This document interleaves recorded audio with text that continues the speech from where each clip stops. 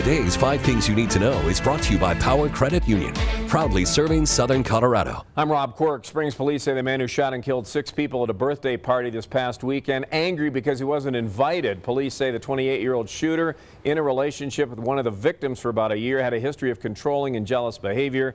The shooter took his own life. Governor Polis providing an update to the pandemic response. Coloradans between the ages of 12 and 15, he says, should be able to get that Pfizer vaccine this weekend.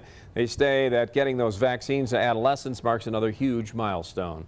El Paso County commissioners added to the funding of the I-25 GAP project. Nearly $145,000 has been added to the county's payment for the GAP thanks to federal aid funds to the county.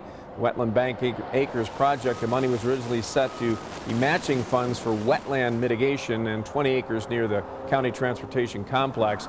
Total cost of that project, $724,000, now fully funded. Stipulation, the local match money will be used for the GAP.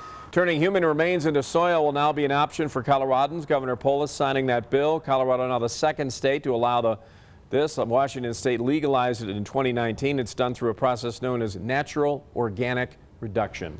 Time for a weather check.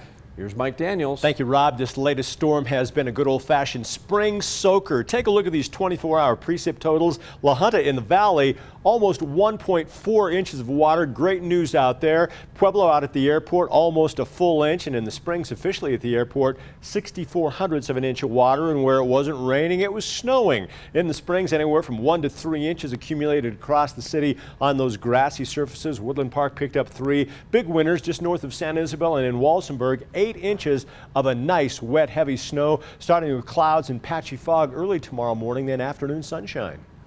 Thank you for listening to today's 5 Things You Need to Know, sponsored by Power Credit Union.